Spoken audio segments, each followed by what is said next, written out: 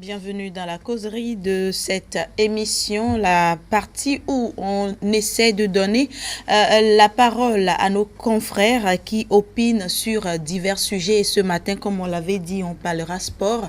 Et pour parler sport, nous avons Memo Couton. Bonjour, il est journaliste. Bonjour Olali, bonjour à tous les téléspectateurs, bonjour à tous les plateaux, bonjour également à Latif Boni. Bonjour Memo. Et juste à côté de vous, nous avons Louis Sassogba. Bonjour. Bonjour Olali, bonjour Latifou et bonjour le plateau également. Et en face de vous, nous avons Jules Tovodounon. Bonjour et bienvenue. Merci, bonjour Olali, bonjour Latif Boni.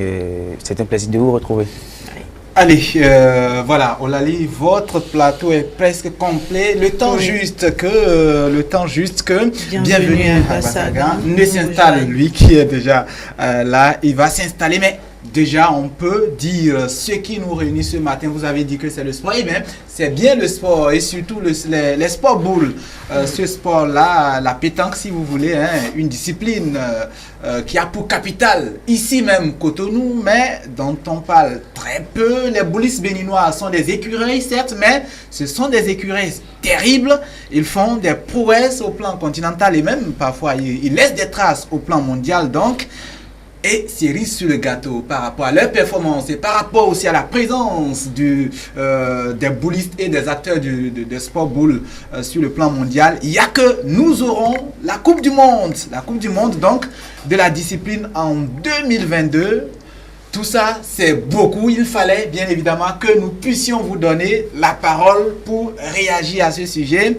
Eh bien, comme vous l'avez présenté déjà, on peut commencer avec Memo, on commence par vous. Le sport boule béninois, un sport à succès, on peut le dire ainsi. Oui, un sport à succès, vous n'avez pas tort quand vous le dites comme ça. Et moi, j'aime toujours parler de ce sport en sortant son caractère d'abord individuel avant de parler alors des groupes, parce que avant d'aller au niveau des triplettes, il faut d'abord parler de ceux-là qui sont en individuel. Et quand je parle ainsi, c'est pour dire quoi? C'est pour dire que comme par hasard, les sports individuels au Bénin, ça marche plus que les sports collectifs. Et donc, c'est un sport, vous savez, c'est le Bénin qui est vice-champion du monde dans cette discipline. Ce n'est pas peu. Et quand vous voyez un tout petit, c'est depuis quand on était tout petit qu'on voyait les gens jouer à la boule. On se disait que c'était juste pour le divertissement. On ne savait pas. En tout cas, moi, quand j'étais petit, je ne savais pas qu'il y avait, que ça pourrait donner des titres. Mais depuis que je suis rentré dans ce métier, je vois qu'il y a une fédération, c'est devenu une discipline. Et au-delà de son aspect, je vais dire, au-delà de cet aspect de divertissement que ça donne, ça fait également donner des titres, ça fait gagner des titres et également des devises à ces athlètes. Moi, je ne peux que dire d'abord que c'est tout bénéfique pour le Bénin, si au moins dans cette discipline, nous sommes sur l'échiquier mondial, sur l'échiquier continental, et que le Bénin parle de lui-même. Et déjà, la preuve, c'est pas ce titre-là, et la preuve également, c'est pas la présence des Béninois dans ces instances sur le continent et également sur le plan mondial.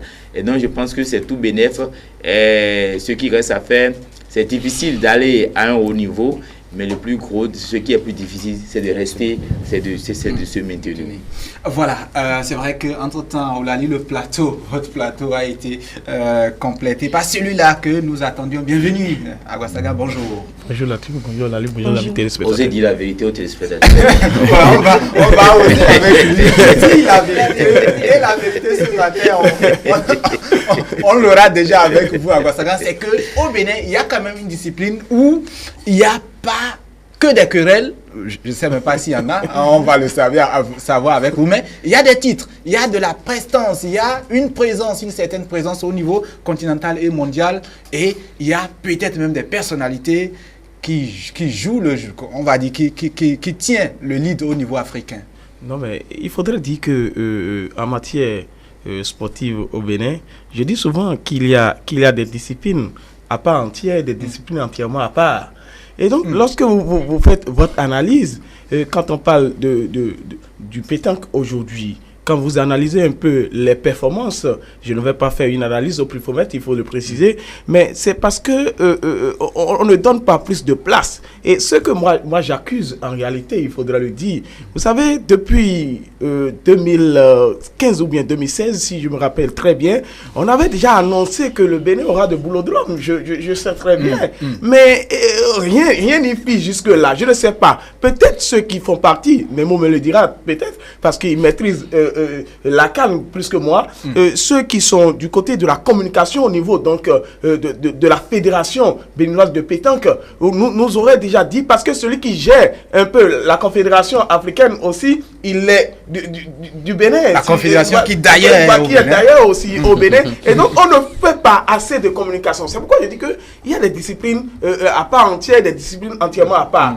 Vous savez, quand nous prenons la pétanque, aller dans certaines localités du Bénin, par exemple, à Porte-Novo, chez moi, à Taquet, il y a des zones où à Zévou, il y a des quartiers comme Sokomen, où c'est ce qui se faisait. Donc on voit ça. On devait donner plus d'hégémonie à cette discipline-là que donner à d'autres. Memo l'a dit ici sur notre plateau qu'on a donné le choix au football. Je n'en disconviens pas. Mais à des moments donnés, des disciplines qui ont d'ancrage traditionnel, il faut nécessairement que cette discipline-là ait d'hégémonie, ce que nous n'avons pas aujourd'hui. Et donc, ce qu'il faudrait dire, voilà des performances qui se réalisent. C'est vrai, aujourd'hui, nous venons à 2022, nous venons donc abriter la Coupe du Monde de cette discipline-là. Mais qu'est-ce qu'il faudrait faire? C'est vrai, on est vice-champion du monde, mais le nécessaire, même on l'a dit, il faudrait que nous soyons toujours donc en haut, donc aller plus loin, et il faut savoir se maintenir. Mais le problème n'est pas là, il faut un changement systémique, c'est ce que je dis. Changement systémique, ça veut dire? Alors, changement de système, quoi. Et donc, il faudrait que, au niveau éducatif, je le dis très bien,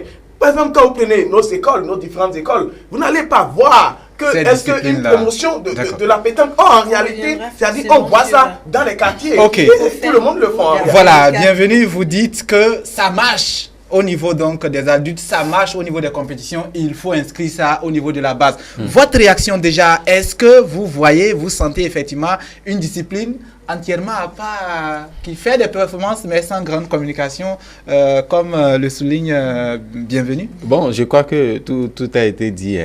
Dans notre culture, on a l'habitude de donner priorité à certaines disciplines sportives, même si aujourd'hui on dit le football est le sport roi. Vous savez, quand on dit football au Bénin, tout le monde s'y accroche avec les grands corps. Mais ce qu'on devrait faire également, on devrait adapter cette philosophie-là de prioriser les disciplines dans lesquelles nous avons de prouesses et autres. Le Bénin aujourd'hui en matière de pétanque, quand même, c'est l'un des grands pays en matière de pétanque, comme également on va parler de Madagascar et autres, parce que les performances sont énormes. Lorsque vous prenez par exemple la première édition, tant qu'au niveau des hommes qu'au niveau également des dames, lorsque vous prenez la première édition, puisqu'on a organisé dernièrement la première édition de pétanque dames en Afrique, le Bénin est sorti 3e. Et donc c'est déjà une tradition pour nous. Il a évoqué tout à l'heure dans les quartiers, on a l'habitude de voir, comment on appelle cette discipline. Mais aujourd'hui, on devrait faire tout possible pour inscrire cette discipline-là dans nos habitudes. À l'école déjà, quand nous prenons le sport à l'école, c'est soit en hauteur ou autre, mais qu'est-ce que ça donne? Ça ne donne rien. Donc, il va falloir également... Ça permet juste d'avoir les points à l'école pour passer en classe supérieure. Donc, il va falloir déjà former cette tradition-là au cours primaire, n'est-ce pas? Déjà au cours primaire. Pourquoi ne pas inscrire peut-être dans les disciplines pour aller, par exemple, à l'examen et donc permettre à ce que les gens commencent par goûter cela et vous allez voir au fur et à mesure ça va donner. Vous allez voir cette technique-là, les gens. Aujourd'hui maintenant, lorsqu'on parle de football, on ne peut plus égaler les États-Unis, le Brésil, l'Allemagne et autres. Lorsqu'on parle de basket, on ne peut plus égaler les États-Unis. Donc, la discipline dans laquelle on se retrouve, on est en train de faire tout possible pour pouvoir prouver nos performances. On devrait faire tout possible pour injecter de l'argent dedans et laisser de côté carrément les sports, les disciplines dans lesquelles vous allez voir d'ici peu de temps. Déjà qu'on organise une Coupe du Monde en 2022, c'est déjà mettre le Bénin sur orbite pour permettre. Déjà en 2018, on devait organiser ça avant que le Canada ne fasse tout possible, ne nous pique l'organisation. Donc c'est déjà quand même un grand effort. Donc il va falloir qu'on inscrive déjà dans nos habitudes cette discipline et d'ici peut-être 10 ans, 15 ans, on peut parler de nous sur le plan mondial. Très bien, Jules. Avec ce sport, nous enregistrons des performances, mais manque d'accompagnement. Parlant des infrastructures. D'abord, il faut reconnaître qu'on est dans un contexte où la culture du sport n'est pas forcément la chose la mieux partagée au Bénin. Et j'ai l'habitude de dire, lorsqu'on va se donner cette culture du sport, on pourra réellement parler du développement du sport au Bénin. Vous parlez de pétanque, c'est vrai, beaucoup auraient souhaité qu'on insère cette discipline peut-être dans les disciplines, les matières au programme scolaire. C'est facile de le dire, à mon avis, même si aujourd'hui on se base beaucoup plus sur le football. Est-ce que même dans les matières, les disciplines, qu'on pratique beaucoup plus au cours primaire dans les programmes, même pas le football. C'est vrai qu'on demande qu'on fasse la promotion du football depuis la base et on cesse avec les compétitions scolaires, mais c'est pas aussi bien organisé. Et moi, j'ai l'habitude de dire également que normalement, étant donné qu'on s'est beaucoup plus donné la latitude de développer les sports collectifs et on sait que ça ne marche pas trop, on devrait beaucoup plus se donner une logique, une ligne dans les disciplines individuelles qui nous rapportent des titres. La pétanque, le Bénin était vice-champion du monde en 2016. On a applaudi. Vous prenez le basketball, le Bénin a été jusqu'à jouer la Coupe du monde de Challenge Trophy. On l'a applaudi, mais la génération qui a suivi, la génération qui a gagné et qui a été à ce mondial, qu'est-ce qu'on a dû faire? Du handball, bien sûr. Qu'est-ce qu'on a fait de cette génération? On a vu le Bénin sacré champion du monde de Scrabble en 2014 avec Julien Afatan, mais qu'est-ce que ça a donné après? Donc, vous voyez un peu les paramètres. J'ai compris finalement que beaucoup plus préfèrent les disciplines qui ont de la popularité, là où on aura plus de visibilité pour mieux se faire de la communication. Et tant qu'on sera dans cette logique, ce sera difficile qu'on puisse se dire, pour une discipline qui n'est pas aussi médiatisée, même à l'international, la pétanque n'est pas aussi la chose la mieux médiatisée. Donc, c'est difficile pour ces pays qui excellent dans la pétanque de pouvoir réellement se donner comme priorité la pétanque. Mais je crois qu'il faut le faire. Il faut prendre le risque. Le Bénin n'était pas au mondial qui a été disputé au Canada. Et on connaît un peu les problèmes qu'il y avait eu autour, avec des équipes africaines qui ont boycotté également même la compétition. Mais qu'est-ce que vous voulez? À des moments donnés, il faut prendre ses responsabilités parce que l'Afrique estimait qu'il fallait accorder l'organisation de la compétition au Bénin. On sait qu'au départ, il y avait ces problèmes de visa, c'est difficile d'aller au Canada. Et la suite, on la connaît. Je crois que Bienvenue l'a même signalé au début. Le président de la Confédération africaine des sports, qui quand même est un béninois, en 2016, après que le Bénin soit vice-champion du monde, a annoncé la construction d'une usine de fabrication de boules à Parakou. On a annoncé la construction de boulotdromes pour organiser les compétitions, mais finalement, où est-ce qu'on en est? On ne sait rien. Si entre-temps ça a été réellement fait, on n'en sait absolument rien parce qu'il n'y a pas une communication autour pour nous fixer. Et quand on parle de la communication, vous voyez un peu comment ça s'organise autour des fédérations. Si ce n'est qu'une histoire de copinage carrément, ce n'est pas forcément ceux qui ont la compétence de pouvoir le faire qu'on met dans les séries de communication. Si j'ai peut-être un ami qui fait de la communication mais qui s'essaye à la chose, on le place. Et tant que c'est comme ça, ce sera difficile de réellement parler de communication. Et rapidement, le Bénin devait organiser en 2018 le Masters 1000 de pétanque. On a annoncé, on a fait remise de cahier de charge à la fédération. Mais aujourd'hui, même le président de la Fédération internationale des sports, des Jeux provinciaux, je crois, Claude Azema, il était à Cotonou pour rencontrer les acteurs. Mais jamais, à aucun moment, jusqu'à aujourd'hui, la compétition n'a eu lieu. Alors que moi, j'estimais que c'était un test grandeur nature pour le Bénin de montrer qu'on pouvait organiser le championnat du monde. Alors, Memo, c'est vrai qu'il y a des résultats. C'est vrai que pratiquement, on est tous d'accord que ça marche. Mais tout de même, il y a, on va dire, des petites failles, des choses qui, si c'était arrangé, ça allait, on va dire, vraiment booster la discipline. Oui, vous savez, on dit, aller dans les pays où tout est bien développé, il y a toujours des choses à refaire. Et je ne voudrais pas emboucher la même trompette que Bienvenue et qui parlait de la communication et de cette discipline. Vous savez, excusez-moi de le dire, je ne jette pas de repos sur mon pays, mais le sport chez moi, c'est quoi déjà? C'est ça. Et je ne voudrais pas également, je ne dévoile aucun secret, sinon c'est un secret de polichinelle quand on nomme ministre des Sports. C'est quand on finit de tout partager qu'on donne ça. Donc, c'est pas une priorité en fait. Non, ce n'est pas une priorité. La priorité, c'est l'électricité, c'est l'eau potable pour tout le monde, les routes, les salles de classe, voilà la priorité.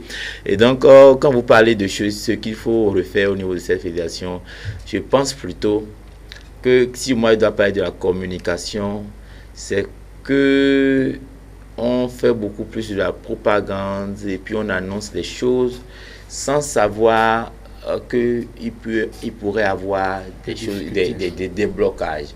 En réalité, pour ce Master 1000, c'était un test grandeur nature aussi bien pour l'organisation, pour la fédération béninoise de sport boule et également pour tous les athlètes qui sont dans cette qui pratiquent cette discipline. Après cela, quand on parle également de l'installation d'une usine de fabrication de boules à Parakou, c'est déjà bien que ce soit un truc qui voulait être que les Français, les Béninois étaient en train de discuter. Et finalement, ce sont les Béninois qui ont décoché. Mais c'est quoi la part du Bénin? Est-ce que c'est pas la quote-part que le Bénin doit donner qui bloque, qui est en train de bloquer? Il faut chercher à savoir tout cela. Et si le Master 1000 n'a pas été organisé, nous avons quel boulodrome digne du nom aujourd'hui au Bénin? Si ce n'est pas ce que nous avons du côté du stade de l'amitié générale Mathieu Kérékou, où les gens, je vais dire boulodrome de fortune, où les gens s'amusent et puis saisissent cela. C'est vrai qu'il y a des clubs qui sont là, qui s'entraînent tout le temps. Si ce n'est pas ça. Et aujourd'hui, on annonce en 2022 une Coupe du Monde. J'espère que déjà avant 2022, il y aura des boulodromes, il n'y aura pas que ce qui est au stade de l'amitié. Ça va être encore qu'on annonce des réflexions. Je ne sais pas si ça va prendre également déjà ceux qui ont la Coupe de boulodrome de fortune. Et s'il doit y avoir également boulodrome à Parakou, il faudrait que ça s'installe. Donc moi je pense qu'en réalité que les infrastructures sportives arrièrent déjà beaucoup plus les résultats et nos athlètes. Imaginez, vous êtes gymnaste. Est-ce que nous avons de gymnastes au Bénin? Nous n'en avons pas. Regardez le tapis de gymnastique que la Fédération de gymnastique a amené. Quand ils finissent de pratiquer leur tableau, quand ils finissent de présenter cela, on range ça. Et puis on va parquer ça quelque part. Quand c'est comme ça, vous emballez, vous déballez, vous emballez, vous déballez. Ce qui est sûr, avec le temps, ça va se fatiguer. Non, pas. Donc les infrastructures sportives, quand ça manque comme ça, on ne peut pas demander aux enfants ou bien aux athlètes de donner le résultat, ou bien on ne peut même pas exiger. Quand Bienvenue demandait même tout à l'heure que cela s'apprenne à l'école, non, c'est pas nécessairement à l'école. Vous voyez déjà, le gouvernement a eu la présence d'esprit de parler des classes sportives. Si réellement ces classes sportives allaient au bout, parce qu'on n'a plus des disciplines phares, le football, je crois, il y a le volley également. Si ces disciplines phares, ça donnait au moins, on pourra penser aux autres disciplines. Mais déjà, quand le football, vous allez dans un établissement où il y a plus de 200 athlètes, 200 footballeurs, et on donne 2 ballons pour jouer sur quel terrain. Vous voyez un tout petit peu, c'est déjà ça. Donc il y a beaucoup de blocages relatifs, vous parlez des infrastructures, l'accompagnement. C'est beaucoup de choses, Et quand nous sommes dans un pays où la priorité, ce n'est pas le sport. Quand nous sommes dans un pays où tout est priorité, parce que tout est à reprendre. Encore que, bon, par ces temps-ci, nous cassons encore beaucoup de choses. On doit reprendre tout ça. Vous voyez un tout petit peu. Donc, quand tout est à reprendre, on ne peut quand même pas. On ne peut que rester là à écouter nos confrères, nos amis dire, voilà, nous avons gagné l'organisation. Ce qui a été difficile, nous voulons gagner, nous voulons faire ci, nous voulons faire ça. Au finish, on ne fera que ce que nous aurons. Les responsables, les parties prenantes ne feront que ce qu'ils pourront faire eux-mêmes, parce qu'ils vont se dire que bon, moi je n'ai pas plus que ce que j'ai. Et on dit, quand la plus belle femme du monde ne peut donner que ce qu'elle a. Et je dis, quand elle n'a rien, elle donne quoi? Rien. alors, lui à Sogba, il y a tout de même que au-delà de tout, quand on entend Memo, quand on écoute Memo, on va se dire finalement c'est du génie ce que les boulistes font, parce qu'effectivement quand vous allez n'importe où par Koujougou, dans le Mono, le Kosa et autres, vous avez après 16 heures effectivement des gens qui bravent le soleil tombant quand même pour jeter ces boules-là. Effectivement, il faut dire à ceux qui ne savent pas, la pétanque, c'est fait. On peut vous voyez les gens jeter. Passez chez Bienvenue à Zebou, à Tokota. Donc, effectivement, c'est finalement du génie. Sans infrastructure, ils vont défier des gens qui ont tout chez eux, ils gagnent. C'est du génie. Je crois que, oui, vous l'avez dit, c'est du génie. Il faut profiter de ce génie-là pour pouvoir évoluer vraiment dans cette discipline. Tout à l'heure, on a évoqué l'absence des infrastructures. Lorsque vous prenez les différentes disciplines que nous avons, il y a quand même des disciplines qui n'ont pas forcément besoin de beaucoup d'infrastructures avant de faire sa promotion. Donc, en réalité, la pétanque aujourd'hui, et si on compare au football, c'est un terrain, il faut avoir des stades, donc il faut profiter de cette infrastructure qui n'a pas forcément besoin d'espace, de grandes choses pour pouvoir évoluer dedans. On n'a pas forcément besoin de médiatiser, de venir dire on a besoin de financement et autres. Déjà que la discipline, sans infrastructure, on est en train d'évoluer, on donne plus de performances, il faut également profiter de ça pour pouvoir installer les choses qu'on a l'habitude de dire. Donc, prioriser cette discipline, c'est une chose. L'autre chose, mettre en place les infrastructures et pour permettre d'évoluer dedans. On peut garder seulement cette discipline et être quand même un grand pays sur le continent et au monde. Donc, je crois que les infrastructures, ça ne manque pas. Il faut faire cette politique-là. Et cette politique-là, moi, je continue de le dire. Du fait qu'aujourd'hui, c'est vrai qu'on est en train de parler des autres sports où le football, c'est au collège, c'est partout. Et pourtant, c'est pour dire il y a quand même des pays qui ont déjà écrit leur histoire en matière de certaines disciplines. Et donc, aujourd'hui, peu importe ce qu'on va faire aujourd'hui, même si vous construisez aujourd'hui 40 stades pour le football, bon, est-ce qu'on vraiment ira titiller le Brésil, l'Allemagne et autres? On parlait d'abord du Nigeria à côté. Du Nigeria à côté ou le Ghana. Donc ça serait difficile. Mais déjà qu'avec cette discipline, on a de l'avance, il faut profiter. Donc c'est le profit qu'on devrait avoir et gagner et avoir ces infrastructures-là. C'est tout ce qu'on peut dire par rapport à ça. On connaît notre talon d'Achille, c'est les infrastructures. Même pour ici, l'organisation de la Coupe du Monde, c'est un challenge, c'est un enjeu. Les infrastructures, Jules. Je crois qu'on n'a pas besoin de se donner autant de difficultés, à mon avis. Parce qu'on sait que même pour construire un stade de football, on a besoin tellement de moyens. Et on dit souvent, quand on n'a pas de moyens, il faut faire la politique de ces moyens. Et quand on n'est pas aussi intelligent, il faut apprendre à être un peu malin. Et je crois qu'aujourd'hui, on sait que pour la pétanque, on n'a pas besoin de dépenser gros pour avoir les infrastructures nécessaires qu'il faut, en tout cas pas à hauteur de ce qu'on peut dépenser pour ne serait-ce qu'un stade de football. Et à mon avis, on aurait pu mieux faire de se lancer dans cette politique de ces disciplines qui ont besoin de peu de moyens et qui rapportent quand même gros. Et on mise là-dessus et après on pourra réellement se donner une autre orientation dans les autres disciplines qui quand même ont besoin de gros moyens. Et je crois qu'aujourd'hui, c'est vrai, on a un gouvernement qui a la volonté de faire organiser des compétitions d'envergure internationale pour le Bénin. Mais c'est une chose d'avoir la volonté, mais les moyens qu'il y a autour, quand ça ne pèse pas, c'est difficile de pouvoir y arriver. Le président de la Confédération africaine des sports boules a souvent l'habitude de louanger l'accompagnement du gouvernement. Je crois que c'est le moment pour lui de savoir comment plus solliciter le gouvernement pour qu'on puisse mettre les moyens à disposition pour qu'on puisse avoir les infrastructures nécessaires avant cette compétition. On sait qu'on a, disons, c'est 2022, mais d'ici 2021 déjà, on devrait avoir une éclair de ce qu'il y a, de l'existence, ce qu'il y a sur le terrain pour organiser cette compétition. Parce que aussi déjà, à quelques mois, on n'est pas sûr de ce qu'il en sera.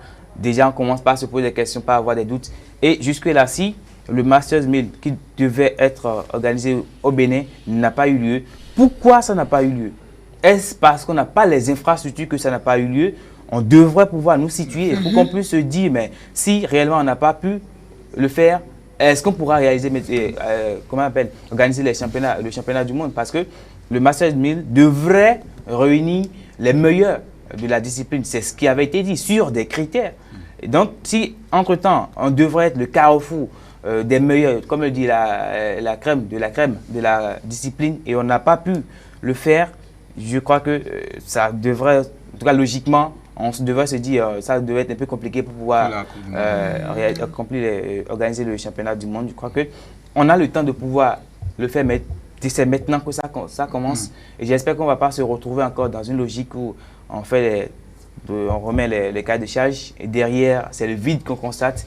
Et une chose est d'avoir les infrastructures, mais d'avoir aussi une équipe compétitive qui pourra faire le championnat. La dernière fois, le Bénin a été vice-champion du monde.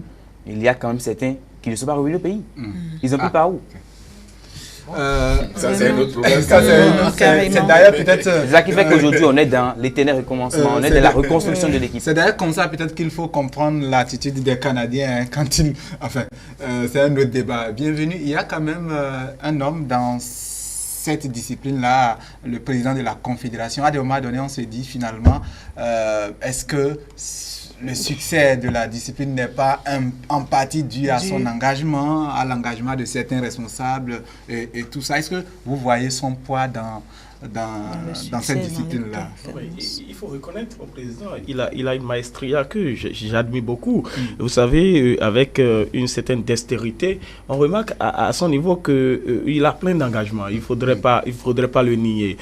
Toujours dans sa tenue locale, j'aime toujours le voir comme ça, et avec sa baguette, parce que celui qui l'a fait, permettez-moi de le dire, le président feu général Mathieu Crécourt, qui l'a fait, donc il a hérité son style. Et il faudrait dire quelque chose, c'est vrai. Oui, effectivement, quand il parle, vous avez l'impression que c'est le feu général qui parle. Alors, laissons tout ce côté-là, parce que quand moi, j'analyse un peu la pétanque avec celui qui gère, si c'est la personne qui gère, il n'y a pas de problème, mais c'est la méthodologie de gestion, c'est ça qu'il faudrait voir. Il y a une certaine pédagogie que je n'apprécie pas. Quand vous prenez un peu tout ce que nous avons dit ici aujourd'hui, moi je le dis, c'est-à-dire pour qu'on puisse maîtriser un domaine, c'est le secteur de la communication qui va nous révéler. Vous tenez à la communication. À la communication. Je ne peux pas, ma foi, je ne connais même pas ceux qui gèrent. C'est pourquoi j'ai dit, il y a certaines personnes les mieux placées qui peuvent m'en parler, parce qu'on ne sait pas jusque-là. C'est comme si aujourd'hui, j'ai l'impression que cette discipline... Est-ce que les acteurs aussi, les acteurs de la com, les acteurs des médias que vous êtes, vous intéressez? Tout à l'heure, Jules disait qu'il faut qu'on nous fasse le point. Est-ce que le point, par exemple, du raté des Masters 1000 face à un match du championnat, vous préférez quoi? Très vite, le championnat. C'est vite choisi. Non, c'est là le problème. C'est là le problème. C'est-à-dire qu'il faudrait qu'il y ait une spécialisation. C'est ce que je dis en la matière. On ne peut pas se mettre, par exemple, je connais Memo a choisi le football. Il peut pas le nier. Et donc, quand vous prenez tout ça là, nous sommes tous journalistes sportifs. On se dit journalistes sportifs. On n'a pas une spécialité. Parce que quand vous avez de spécialité, ça vous permettra donc de perfectionner la chose, d'aller très loin. Ce que nous ne faisons pas, parce que d'abord, nous avons, permettez-moi de le dire, entre parenthèses, quoi, nous avons une presse presque alimentaire, il faut le dire. Et donc, en raison de cela, chacun est en train de... et donc, chacun cherche à manger, et donc, on ne veut pas se spécialiser. Laissons ce côté-là. Parce que j'ai l'impression que cette discipline au Bénin est en train de baptiser avec le symptôme, je dirais même, de l'utopie. Parce que les Masters 1000, ils ont promis cela. C'est vrai que c'est sur le plan général. Mais qu'est-ce qu'on en sait jusque-là? On ne sait pas ce qui s'est passé en réalité. Parce qu'on l'a dit, c'est ça qui va donner un peu le goût de la Coupe du Monde qui aura lieu au Bénin. Mais on n'a rien de tout ça. Mais la Coupe du Monde, elle est obligée d'avoir lieu. Oui, je n'en dis combien pas. Pas le choix, on l'a discuté, oui. Je n'en dis combien pas. Mais ce qui se passe aujourd'hui, il faudrait dire, quand moi je fais certaines analyses, je tiens compte du passé, je mets le présent dedans et je mets ça dans un futur immédiat. Je ne mets pas dans un futur lointain parce que ça aussi, ça pourrait prêter à confusion. Mais j'ai une présomption simple, c'est vrai. La présomption simple, c'est que on a le goût des choses irréalisées. Il faut faire beaucoup attention dans cette discipline-là. Et donc, si nous sommes à une étape donnée, qu'on nous dise que voilà comme ça les choses se passent. Et ça, toujours, je reviens toujours sur le point, c'est la question de la communication. Ça crée bien. Moi, je ne voudrais pas trop accuser les acteurs de la communication. Est-ce qu'il faut aller demander, est-ce qu'ils ont d'abord une cellule de communication? C'est là, il faut partir de là. Parce qu'aujourd'hui, c'est une discipline que beaucoup ne connaissent pas. C'est maintenant que la discipline a commencé par... Enfin, on ne la connaît pas forcément tant que sport. Voilà, on est tous d'accord. Vous voyez, en réalité, il y a des sports quand même. Lorsqu'on parle de cette discipline, ça fait tic aux oreilles. On veut savoir ce qui se passe. Si c'était que le Bénin allait organiser, par exemple, une Coupe d'Afrique junior de football, et que cette organisation a raté, vous allez voir, il y aura de tapage médiatique et autres. Et donc, c'est pour dire... c'est le sport en réalité, c'est la discipline qui n'a pas encore donné cette envergure.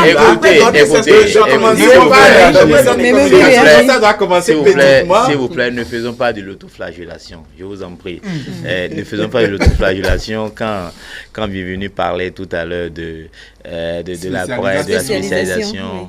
Non, bon, écoutez. Bienvenue. Moi, je ne sais pas qui vous a empêché, vous, d'aller faire la spécialité. Non.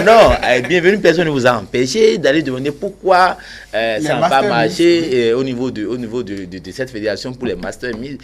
Personne ne vous a demandé, ne vous a interdit cela. Vous avez les moyens pour le demander. Vous avez votre titre de journaliste. Et puis, moi, je ne voudrais pas tomber sur les amis journalistes et les confrères qui sont là-bas, qui gèrent la communication. Parce que déjà, il faudrait que, et puis nous tous qui sommes sur le plateau ici, déjà, que ce soit dans le sport, que ce soit dans la politique, le Béninois a toujours pensé beaucoup plus aux dirigeants. On pense d'abord aux dirigeants. C'est eux qui sont fautifs. Vous parliez tout à l'heure de qui? De l'honorable Idrissou Ibrahim, ou bien, voilà.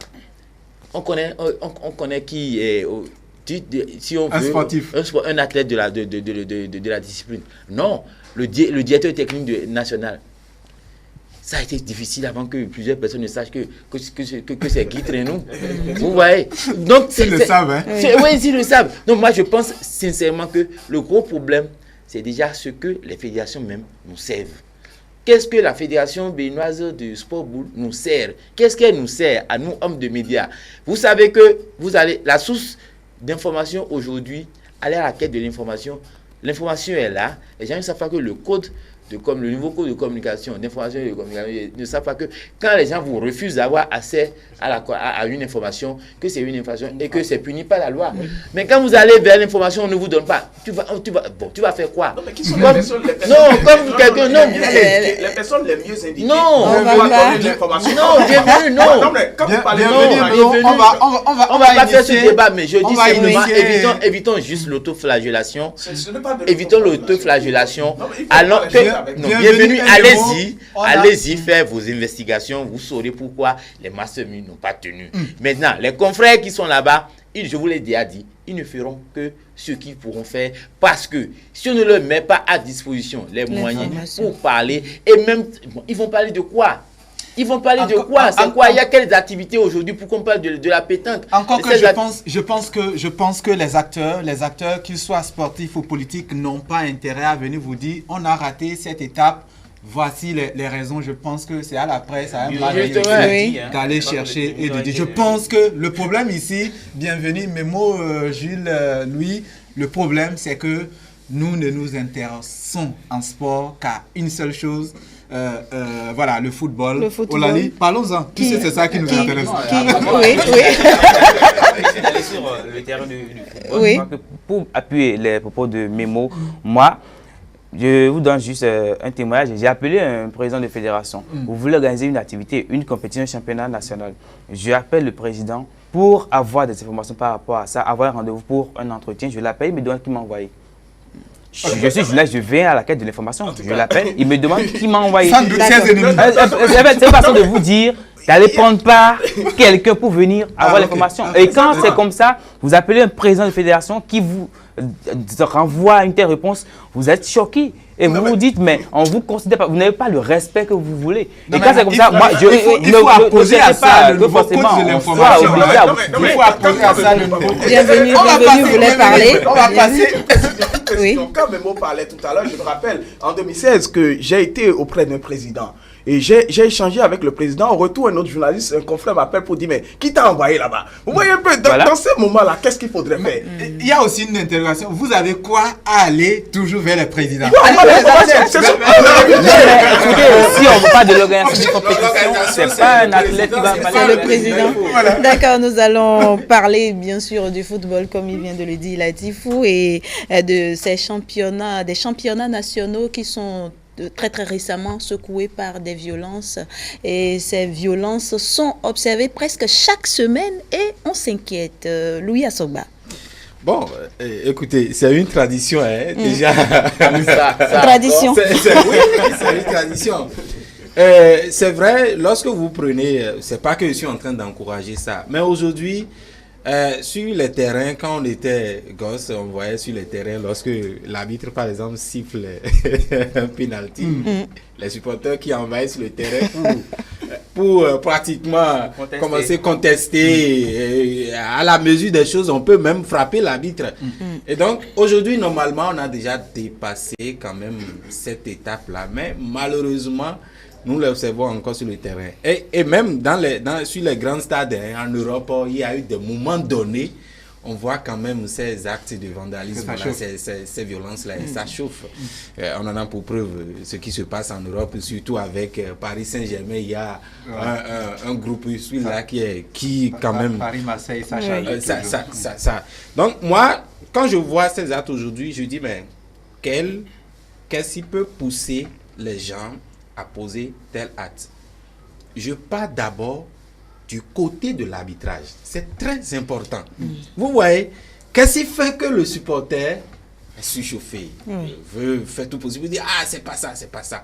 Écoutez, il y a ce problème de professionnalisme qu'on devrait remarquer au niveau de l'arbitrage que nous avons au Bénin. Est-ce que il y a vraiment ce côté professionnalisme? C'est à partir de là on devrait poser les diagnostics. Mais nous mettons ça de côté. Maintenant, lorsque nous prenons ces actes de vandalisme, il n'y a pas cette punition-là, il n'y a pas cette rigueur-là qu'on devrait appliquer au stade. Lorsque ça se passe comme ça, ceux-là qui posent ces actes de vandalisme, est-ce qu'on les prend?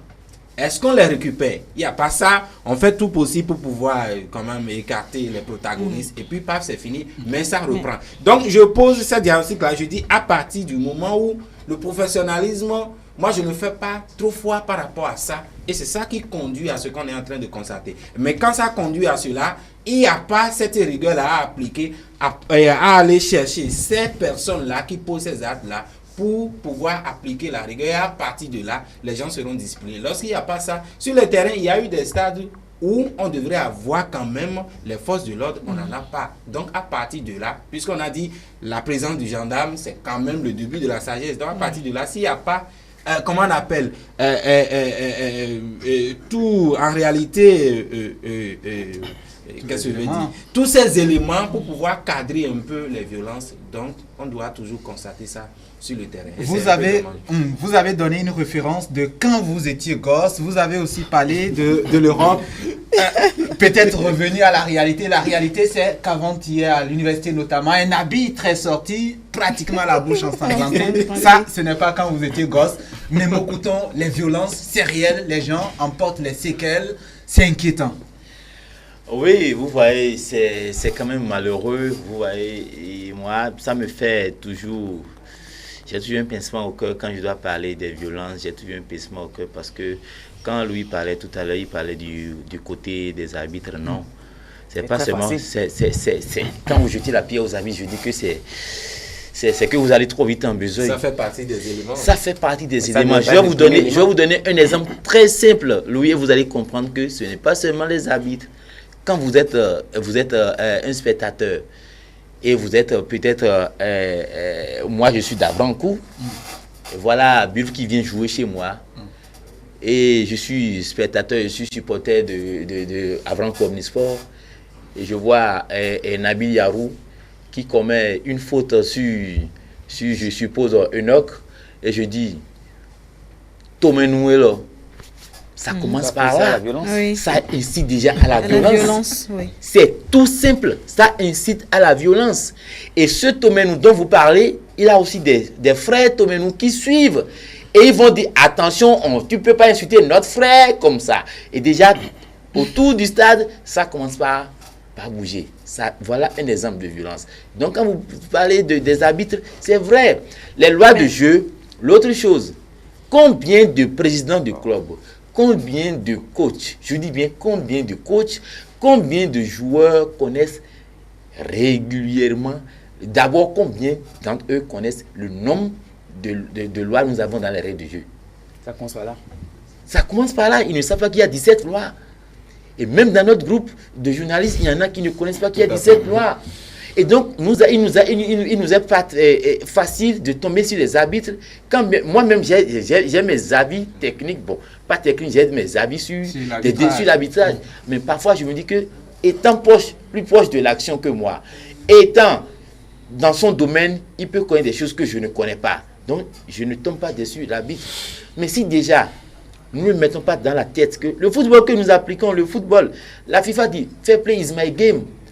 Donc, si on ne met pas ça dans la tête d'abord, tout ce qui va se passer autour du terrain, ça passe à côté. Quand vous êtes dirigeant, et c'est vous qui allez menacer le commissaire au match, vous allez menacer le quatrième arbitre, vous dites, je vais vous faire tabasser par telle personne. Écoutez, ça commence par là, les violences. Le simple mot que vous placez, quand vous êtes joueur sur le terrain, et l'arbitre, vous ne savez pas qu'il faut respecter l'arbitre. On a vu Colina dans ce pays. On l'a vu. Il a tenu en respect un certain Roberto Carlos qui lui montrait le brassard. Mais il lui disait, mais attends, ton brassard ne te donne pas le droit de me crier dessus. Tu te calmes. Et il finit de le moraliser. C'est lui qui sort son carton jaune qui donne à Roberto Carlos. Le grand Roberto Carlos de Real Madrid, au temps des Galactiques. Et qui s'est tué.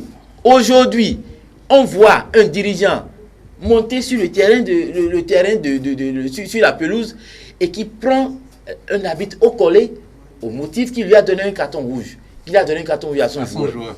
Alors que ce joueur a fait un geste anti-sportif, un anti-jeu qui pouvait porter atteinte à l'intégrité physique de son adversaire.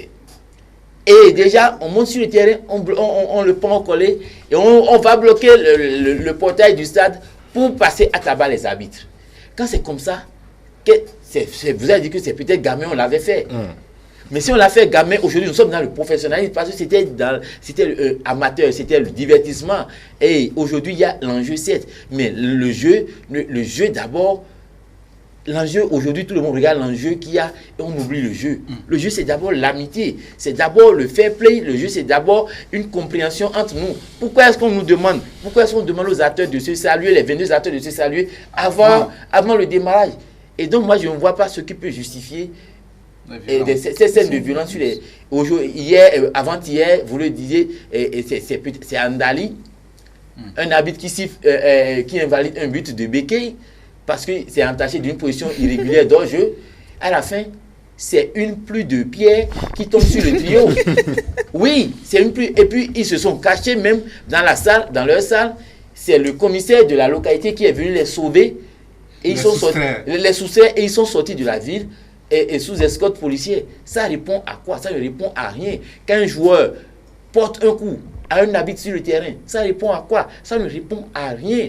Et donc moi je voudrais demander, qu'est-ce qui amène ça? C'est la passion. Il faut toujours se mettre au-dessus de la passion. La passion, quand vous êtes joueur, quand vous êtes dirigeant, quand vous êtes, quel que soit qui vous soyez, que vous vous mettez au-dessus de la passion. Et je vois également des joueurs, peut-être, je ne vais pas peut-être appeler son nom pour l'exposer, un joueur de Mamba Noir, qui répond à un supporter.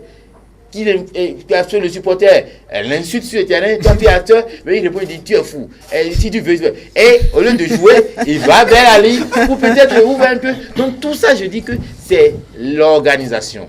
Il y a l'organisation et il y a l'habitude.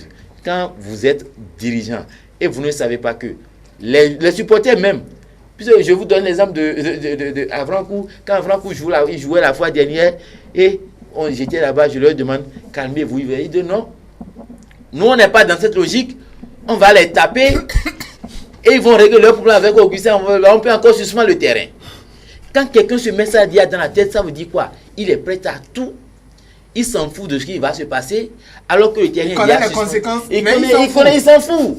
Donc, Jules, on l'avait dit sur ce plateau avec vous, l'un des succès actuellement, dont peut-être le Bénin pouvait être fier, c'est quand même cette réussite-là de remettre les acteurs sur les aires de jeu. C'est une belle fête. Vous voyez des matchs, deuxième division, parfois troisième division, oui, vous vous dites quelque chose vient, quelque chose se prépare, mais là, les violences, ça gâche la fête et les espérances. Oui, Memo a évoqué tout à l'heure les mots par lesquels ça commence déjà. Je me rappelle, j'étais sur les éliminatoires, je crois bien sûr, de la zone de la FIBA Africa de basketball au Palais des Sports. Il y avait quand même un Nigérien, le club béninois qui jouait contre un club du Niger. Il y a un Nigérien qui était là. Les Béninois, ils insultaient en fait les joueurs nigériens. Mais il y aura que devant eux, il y avait un Nigérien qui quand même comprenait bien sûr le fond. Et lui, dans sa façon de répondre, il allait en français. Quand il a compris que finalement, il ne savait pas que lui-même, il mettait de fond, il a décidé d'aller maintenant en fond. C'est là qu'ils se sont rendus compte qu'il fallait contrôler ces mots. Et c'est de là que ça passe. Parce que si, entre-temps, lui était violent, c'est parti pour des coups. Et là, c'est entre supporters. Quand c'est entre supporters, sont violents. Exactement. Et entre supporters, ça c'est autre chose. Mais quand ça déborde pour aller sur le terrain, c'est là que ça devient grave et dangereux. Et je crois que déjà le mal, c'est que tous les terrains qu'on a, je ne parlerai pas de stade parce qu'on n'en a pas autant, si ce n'est que le stade de l'Amitié qui est à Cotonou ici et celui de Charles de Gaulle, on n'a pas d'autres stades, on n'a que des terrains. Et quand on prend les terrains qui sont au Bénin, bon, c'est encore, on peut toujours en parler. Ça porte quand même le nom de stade. Aujourd'hui, tous ces terrains, pratiquement, il n'y a pratiquement aucun de ces terrains qui soit protégé. Et quand c'est comme ça, c'est facile pour un supporter de courir, d'aller sur le terrain pour aller voir l'arbitre. Donc il y a parmi les autres raisons aussi, il y a ça, exactement. Tant que si le terrain n'est pas protégé, vous donnez libre cours à tout le monde de pouvoir descendre sur le terrain comme, vous voyez, un joueur marque. Les supporters, ils courent pour envahir le terrain, juste pour célébrer le but parce qu'ils ont l'accès facile pour y aller. Je dois vous donner juste l'exemple du terrain de l'UAC où on joue au match de football. On sait que pour y avoir accès, il faut payer les tickets à 500 francs. Mais les supporters, ils ont décidé de prendre par le mur. Ils sont sur le mur. Le peu d'agents de sécurité qui étaient là, les policiers qu'on a envoyés, ils venaient chaque fois les renvoyer. Il suffit juste qu'ils repartent et puis ils sont là. Et quand c'est comme ça, ça veut dire que voilà, ils sont en nombre insuffisant pour faire le travail. Donc, ils ne peuvent pas réellement gérer cette foule qui, quand à un moment donné, la passion les emporte, ils se lancent dans l'excès. Et c'est ça qui donne ce à quoi on assiste. Et je crois que même quand vous avez des présidents de clubs qui eux-mêmes encouragent cela, ça pose un sérieux problème. Parce qu'aucun ne veut perdre. Et surtout quand vous voyez aujourd'hui les clubs qui sont peut-être en Ligue 2, qui sont en voie de monter, personne ne veut laisser la place à l'autre pour se faire dépasser. Donc, on se donne tous les moyens possibles pour pouvoir réellement monter. Et quand c'est mauvais, c'est là que les arbitres deviennent la risée de tous. Mais quand on gagne, il n'y a pas de problème. Et c'est là que ça devient un sérieux souci où on devait réellement, dans la tête de chaque acteur, se faire, on devrait normalement les sensibiliser. Mais je me rends compte que la sensibilisation ne pourra rien apporter. Que la meilleure solution d'abord pour moi, c'est de protéger d'abord les aires de jeu. Et là, on pourra passer à autre chose. Parce que même si vous protégez les aires de jeu et que l'arbitre, quand il doit quitter le terrain pour aller au vestiaire, s'il y en a, s'il y en a vraiment, s'il doit sortir du terrain pour aller peut-être chercher son moyen de déplacement pour rentrer chez lui, s'il n'a pas la protection, il ne pourra pas y aller. Et quand vous êtes sur un terrain où les joueurs, où l'équipe venait de perdre les supporters, quand ils s'emportent, les responsables de ce club, ils se mettent à l'écart. Ils observent. Parce que, bon, eux-mêmes, ils sont pour, mais ils ne veulent pas se mettre au devant de la scène. Donc, ils se laissent aller, ils laissent les supporters se lancer dans la danse. Et puis, on reste derrière, c'est pour dire, on n'était pas comptable, mais vous étiez quand même là quand c'est passé. Il y a un match qui a été joué ici, juste au stade de René Pleven d'Akwakwa, où les supporters d'un club étaient restés derrière les buts du club adverse qui recevait. Et parce qu'ils tapaient, ça dérangeait le gardien de but, le président du club, c'est lui qui se lève pour aller intimer l'ordre aux autres de vider les lieux. Mais on est au Bénin. Hein. On sait qu'aucun club, sinon, grâce à ces clubs-là qui disposent eux-mêmes de leur terrain, Et normalement, pour ce que je sais, un club qui reçoit, c'est lui qui dit, les supporters du club adverse, voilà là où ils doivent rester. Maintenant, dans un contexte où les terrains appartiennent pratiquement à tout le monde, donc on se dit, si je viens, je peux me mettre où je veux, quitte à ce que tu supportes ou tu fais avec.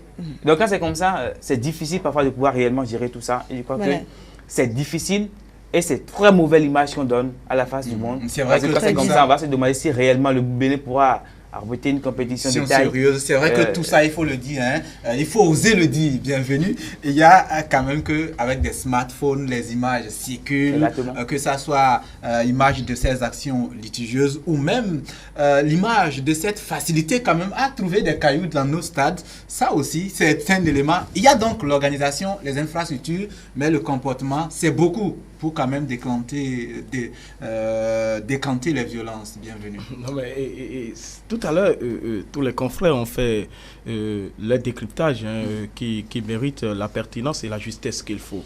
Je suis parfaitement d'accord. Mais il faudrait dire quelque chose. Quand des supporters en réalité sont animés par le démon de la violence, il faut faire beaucoup attention. Parce que là, moi je vais parler de la responsabilité. Parce que la responsabilité des auteurs et la responsabilité aussi des présidents de club pourrait être engagée, il faut le préciser. Parce que quand vous êtes dans ces jeux-là et que c'est vous qui habitez, et même si le terrain ne vous appartient pas, il faut une certaine organisation. Vous savez, quand on parle des supporters, il faudrait qu'on commence par savoir quel est le rôle du supporter en réalité. Il faudrait qu'on enseigne aux supporters quel est le rôle. Parce que ce que je vois aujourd'hui, c'est comme si, est-ce que c'est comme si, c'est ça en réalité que les supporters sont animés par ce que je dirais, par le désert de la compréhension donc des réalités sportives, il faudrait le dire. Et ça nous donne le goût de la violence aujourd'hui. Quand vous allez supporter, il faut savoir qu'à des moments donnés, il y a ce que nous appelons le chauvinisme. C'est-à-dire que bien que vous savez que votre équipe ne pourrait pas gagner, il faut supporter sans violence.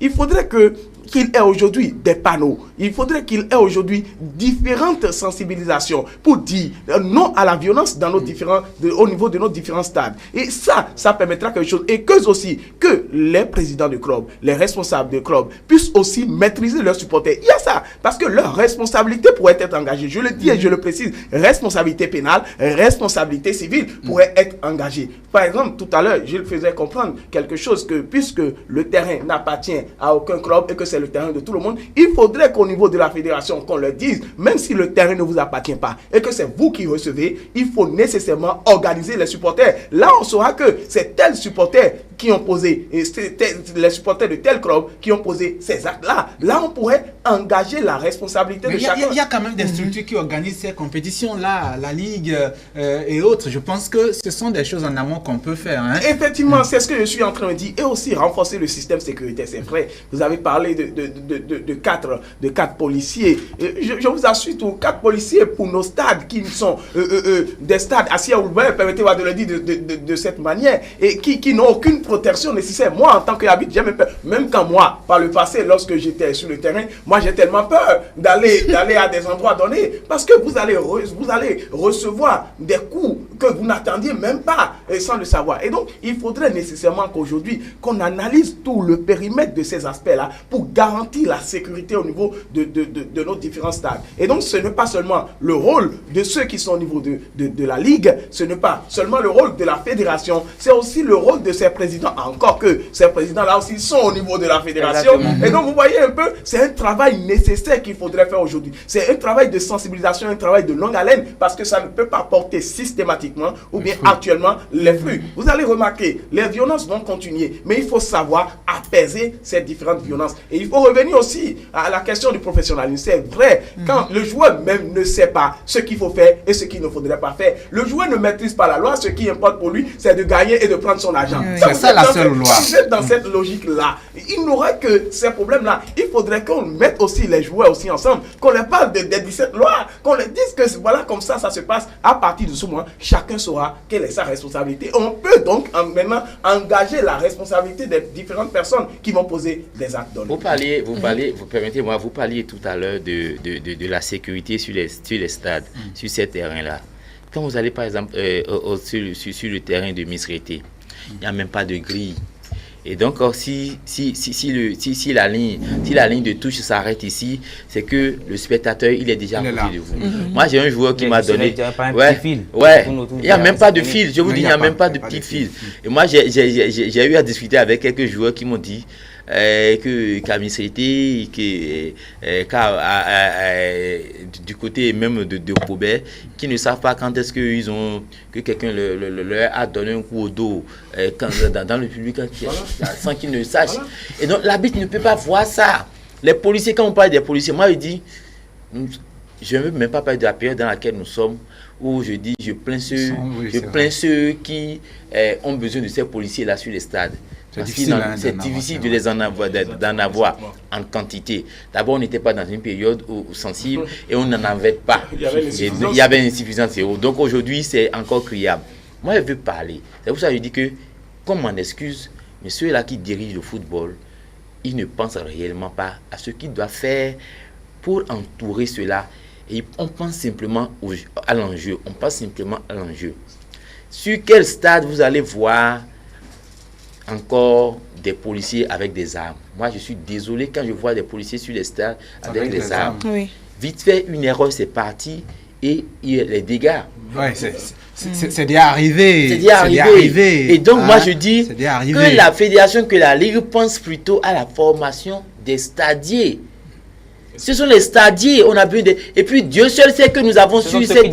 Oui, Dieu seul sait que si nous allons au stade René Pleven, au stade Charles de Gaulle, au stade de l'Amitié, excusez-moi, nous avons quand même des désœuvrés qui sont là et qui se disent chef-terre et qu'on peut les utiliser. On peut les utiliser dans ce travail-là et au lieu qu'ils soient là à demander ceci pour justifier leur présence ou pour gérer leur pitance, on peut les utiliser autrement, les canaliser et ils vont gagner un tout petit peu parce que le football, c'est une industrie, c'est beaucoup d'activités qui entourent le football. Ce qui se joue, c'est le ballon qui se joue sur le terrain, c'est beaucoup de choses qui l'entourent. Et donc la formation de ces stadiers est impérieuse, elle est obligatoire pour sortir un tout petit peu. Et puis vous n'allez jamais voir ces stadiers-là regarder le jeu. Quand les stadiers sont formés, ils encadrent, ils regardent le public. Et ce sont eux qui lancent les alertes pour dire il y a problème ici. Ça commence pour pouvoir arrêter la saignée. Et quand vous parlez également de la sécurité, qu'est-ce que les policiers, quand moi j'ai surpris des policiers sur des stades, et ils disent, alors qu'il y a violence, ils disent bon, parce qu'eux-mêmes ne veulent pas faire de rapport, c'est RAS. Et ils s'entendent déjà sur le terrain pour dire que c'est RAS. C'est plus simple, Pour moi, mais je les comprends parce qu'il y a tellement de boulot. Et pour en ajouter encore, pour en rajouter histoire de football, non, moi je comprends le RAS. Mais quand c'est comme ça encourage. Vous parlez, et lui parlait tout à l'heure de la sanction. Il y a tellement de sanctions, mais on ne les applique pas. Imaginez, on a vu, il y a eu violence sur le terrain de Boycom. On les a envoyés à Lokosa. Il y a eu violence sur le terrain d'Avrancourt. On les a envoyés où? À Charles de Gaulle. Et Avrancourt, Charles de Gaulle. C'est quoi la distance? Ils sont à domicile. Et même mieux, plus favorisés. Les niveaux sont là. Regardez, c'est vrai que eux, on les a envoyés à Tchaourou, mais à cause de la situation politique, on les a renvoyés à Andali. Je veux parler des cavaliers de Niki, où ils ont blessé l'arbitre Amand Djivo. On l'a lapidé jusqu'à ce qu'il soit blessé. Pour les sanctionner, on les envoie à Tchaourou, mais à cause de la situation politique, on les renvoie maintenant à Andali et ils sont en train d'accueillir Andali. Vous voyez, c'est tout bénéfice pour eux. Et donc, la sanction, elle ne doit pas être... Seules les sanctions. Quand on va... Regardez, hier seulement, il y a la Ligue française de football qui a sorti une décision concernant Dijon. Juste parce que les supporters dijonnais, ils ont sorti des cris racistes contre un joueur de l'équipe adverse. Ils n'ont pas cassé. Ils n'ont pas cassé ça de la haine à vite. Non, juste parce que ça, on leur a enlevé un point, alors déjà qu'ils sont en train de courir pour jouer le maintien. Donc on leur a enlevé un point, un précis point. Ils ont touché là où ça fait le plus mal. Juste ça doit faire mal. Donc quand ici, on va demander à comme on l'a fait peut-être pour on va demander, il y a eu violence sur votre terrain. Vous êtes amendé de tel montant. Et vous perdez tel nombre de points. C'est pour ça que je parlais de responsabilité. Là où c'est compliqué, même si on applique Ailleurs, les clubs ont une part de gestion, les supporters du Mons ont une part dans la gestion des clubs. C'est là la différence. Mais malheureusement, ici, les supporters, ils sont là. Ils aiment quand même leur club. Le problème, même si on retranche des points au club, et alors qu'on a toujours des terrains non protégés, faites autant de déplacements de matchs pour les clubs comme vous voulez. Ça ne va jamais changer. Non, Et ailleurs, comme vous voyez, même les supporters, quand ils débordent comme ça, ils commettent des violences, il y en a qui sont même arrêtés. Oui. Mais ici, ça ne se fait pas. Il faut qu'on arrive à identifier. Non, la fois dernière, à Charles de Gaulle, la fois dernière à Charles de Gaulle, dans le choc de l'Ouémé entre Assos et Dragon, il y a eu chaud d'employade entre des supporters de Dragon et de Assos. La police les a embarqués tout bonnement et puis ils sont allés, je ne sais pas comment ça s'appelle. On les a embarqués. Mais je dis, si on met les amendes à un tel niveau, et on dit à la récidive, ou bien en plus des amendes, vous ne jouez plus sur le terrain et le stade, les joueurs vont jouer à huis clos, il n'y aura pas de supporters. Quand on va le faire, et on va taper deux fois. Avec les supporters qui font le mur. Je vous dis non. Non, on va le dire.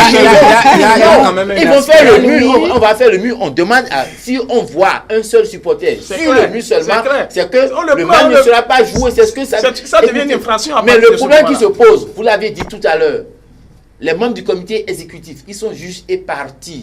Ils sont présidents de club. Ils sont également à la fédération. C'est un président de club qui est président de la commission de la Ligue. C'est un président de club qui est président de la commission de la Ligue. C'est un président de club qui est l'accusé juge. C'est un président de club qui est le président de la commission d'homologation des stades. Et c'est lui qui va homologuer des stades qui sont censés. C'est lui qui devrait décider en fait du déplacement. Le stade de Dango ne devait jamais être homologué. Pas un stade sur lequel on ne devait pas jouer. On devait jouer. C'est lui qui devait dire que le stade de Coubert ne devait jamais être. Que le stade de Avrancourt ne devait jamais être homologué. Mais voilà, c'est lui qui homologue. Parce que lui, il se dit, il faut voir dedans si le président, le club n'en peut pas. Et quand c'est comme ça, on ne peut qu'assister à ce genre de choses. Et donc moi je dis que ceux qui sont à la tête de notre football, c'est parce qu'ils m'en excusent. Ils ne maîtrisent pas et s'ils ne maîtrisent pas, ils n'ont qu'à demander à ceux qui maîtrisent, ils n'ont qu'à demander, ils n'ont qu'à tricher un tout petit peu comment ça se passe à côté parce que c'est désolant. Aujourd'hui, ce n'est pas seulement les amis qui auront peur pour aller sur les stades. Je vous assure, il y a eu bagarre la fois dernière lors de la phase aller au stade René Pleven. J'étais là avec des confrères. Quand un supporter, il est supporter, le jour là il était supporter, c'est un joueur d'une équipe dont j'étais le nom, qui dit non, ne prenez pas ça, si je vais casser. Je dis, si tu casses la caméra, c'est la dernière des choses que tu vas faire dans ta vie. Je lui ai dit le jour là, je lui ai dit, si tu répètes ça encore, je vais te montrer que qu'on ne dit pas ça. J'étais vraiment fâché le jour là, il dit, comment tu vas casser? Est-ce que moi je peux dire que je vais brûler tes godasses que toi tu utilises? Pourquoi tu vas chercher à casser la quand caméra? Quand le coach a compris que ça voulait prendre une autre allure, le coach a dit, ah non, tu ne peux pas dire ça des journalistes. Et là, rapidement, il a disparu. Et donc, je disais que ce n'est pas seulement nous-mêmes qui sommes tout le monde est exposé. Et même les policiers, je vous dis, les policiers même, il leur arrive même d'être débordés. 4 policiers pour plus de 1000 supporters. Il faut faire quoi? Mais c'est dangereux. Il faudrait que... Lui à le cas de Asvo, je crois bien sûr, qui était à l'UAC la fois dernière où avec cette situation où l'arbitre a été bien sûr boxé comme si c'était sur un ring. Quand on voit même l'entraîneur, donc j'appelle le nom, Roger Inama, qui est devenu quand même un récidiviste dans ce domaine. Lui-même, il monte sur le terrain, il va tout droit sur l'arbitre. Quand vous voyez un entraîneur, tu as ton joueur qui est en infraction, toi tu devrais normalement le rappeler. Avec sa caméra, il avait les mêmes réactions quand il était avec UPNM. Il revient à Asvo, il n'a pas changé. Alors que dans ces conditions, quand ça commence comme ça, c'est le président du club qui devrait sanctionner son propre entraîneur pour lui dire ça ne se fait pas. C'est ça qui va l'amener à changer. Ouais, jusqu'à Luis Suarez, avant, c'est pas son temps à mordre les gens. Pour aller au Barça, on a mis dans sa clause qu'il doit éviter. Mais depuis, la fin des morsures. Ça c'est clair. Oui, vous voyez. Comment sortir de tout ça? Bon, ça serait vraiment difficile parce que mais il le faut pourtant parce que nous sommes tous d'accord que nous aimons le foot. On a posé les diagnostics, on a parlé pour éviter ça, il faut la sensibilisation, il faut ci, il faut ça. Mais au-delà de tout, moi je pense que le nœud du problème, c'est au niveau de la fédération, on a déjà évoqué ça, ou la sanction. Aujourd'hui, lorsque vous voyez les actes de vandalisme en Europe, la seule chose pour arrêter, c'est la sanction. Et quand on applique. Lorsqu'on dit, on a envoyé le club de Avrancourt à Porto-Novo, c'est comme on a l'habitude de dire, on envoie à Crapaud derrière. Vous voyez, c'est pour dire, si vraiment il n'y avait pas cette implication-là entre les présidents de clubs qui sont en même temps dans le bureau exécutif, qui partagent. On envoie Avrancourt à Malanville. Voilà. Directement. Et quand ça serait difficile, même le déplacement, quand on va faire ça une fois, deux fois, trois fois, vous voyez, ça va quand même. Parce qu'aujourd'hui, le policier ne peut pas maîtriser le supporter plus que le président du club qui accueille. Le président du club ou bien l'ensemble du staff, c'est eux qui maîtrisent quand même. C'est-à-dire les supporters, ceux-là qui encouragent. Et la seule chose aujourd'hui, c'est la sanction. Mais du moment où la sanction, ceux-là même qui donnent la sanction, c'est encore... Elle est bien réfléchie, la sanction. Et à partir de là, je dis, mais c'est vrai que la FIFA aujourd'hui, c'est quand même une femme jalouse. J'ai l'habitude de dire, quand par exemple, l'État s'ingère rapidement. Donc, sinon, j'aurais souhaité que l'État crée quand même une petite commission de rigueur, et quand ça fait comme ça, on tape en même temps là où ça fait mal. Retrancher des points par exemple aussi, c'est important. Non, c'est quand même, il faut partir de quelque part. La fédération, il y a la commission de sécurité. La commission de sécurité, c'est quand même, c'est qui encore? C'est le président encore qui propose encore les leurs pour pouvoir le faire. Donc à partir de là, je crois qu'il y a un jeu de clientélisme dedans. Je ne sais pas comment il faut faire, mais il faut quand même une commission indépendante, peut-être encore au niveau de la fédération, il faut retourner pratiquement au test sans doute. Il faut retoucher au test pour éviter qu'il y ait jugé parti, que les membres du comité... À part cela, je voudrais également dire, c'est vrai, Louis, je n'étais pas trop d'accord avec lui tout à l'heure, mais il faudrait quand même le dire. Les arbitres, moi j'ai évoqué parce que je vous donne l'exemple. C'est vrai que les arbitres, écoutez, ils font preuve de méconnaissance des lois de jeu. Ils font preuve de méconnaissance des tests. Écoutez, l'arbitre Marcel Mévoyon qui a été tabassé du côté du stade de gazon synthétique de l'UAC le samedi dernier. Et qu'est-ce que les lois disent? On te tape, on te fendille les lèvres, mais tu continues le match. Non, les tests l'ont dit. Tu arrêtes le match. Le joueur qui a fait ça, son équipe perd les 3 points. Plus de sanctions. Mais il a méconnu ça simplement. Il ne connaissait pas. Il a continué. Parce qu'il le maîtrisait. Vous voyez un tout petit, alors que c'est... Malgré la difficulté, ça veut dire c'est de l'inculture. Regardez à Dobo. Quand le trésorier général, M. Donatien Sonibé, il a pris l'arbitre Alao au collet, mais Alao, il a arrêté le match après 20 minutes de jeu, il a arrêté le match, ils sont sortis sous escorte policière, il a fait son rapport, ce qui est sûr, l'Estade va perdre les points. Et donc j'aimerais inviter également les arbitres à faire preuve de professionnalisme, comme je disais, et qu'ils appliquent les lois de jeu simplement. Et moi, je n'aimerais pas dire qu'on les envoie en mission, même si je sais que tous les présidents, il n'y a pas ce président du club qui va dire au Bénin qu'il n'appelle pas des arbitres pour qu'il l'aide. Et Dieu sait si avant ce match, l'arbitre n'a pas aidé. Donc ils le font, donc il faudrait qu'ils sachent qu'ils ont au moins une dignité. À part cela, les présidents du club, s'ils ont vraiment mal dans leur poche, il faudrait qu'ils sachent réellement qu'ils doivent canaliser tous ces acteurs qui les entourent. Parce que quand vous sortez de l'argent et que il n'y a pas de retour sur investissement, au contraire, c'est des sanctions sur des sanctions, vous avez quelle image?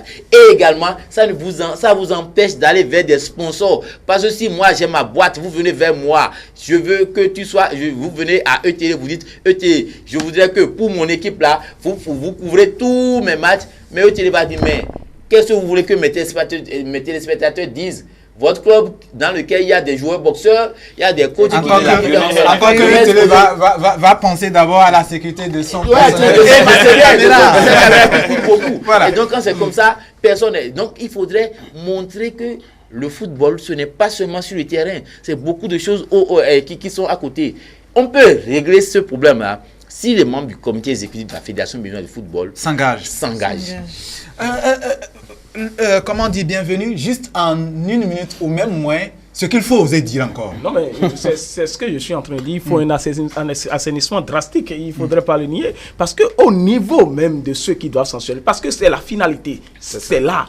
C'est-à-dire que si ces gens-là ne sont pas des personnes étrangères à ceux qui sont sur le terrain, il serait quasiment, je dirais même totalement difficile d'aller au bout de cette action-là. Et donc, il faudrait revoir les tests. Je le précise très bien, il faut revoir les tests, il faut travailler les tests. Il y a une refonte nécessaire qui s'impose à ce qu'aujourd'hui, si nous voulons qu'il y ait la fin de la violence, je dis fin, c'est-à-dire systématique, il faudrait nécessairement qu'on revoie les tests. Les tests, donc, il faut les revoir. Il faut aussi renforcer le tissu infrastructurel.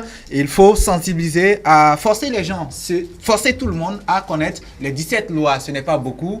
Quand on aime le foot, on peut faire cet effort-là. Pourquoi pas les traduire aussi dans nos langues s'il le faut. Il y a un gros travail parce que la passion est grande. Il faut beaucoup de sacrifices pour ne pas continuer par ternir ces fêtes-là qui se tiennent chaque milieu de semaine et même tous les week-ends sur nos stades, bien évidemment, parce que nous l'avons dit, l'un des succès de ce gouvernement, c'est d'avoir réussi à remettre les gens sur les aires de jeu. Il ne faut pas gâcher la fête. Olali, c'était tout pour les sports.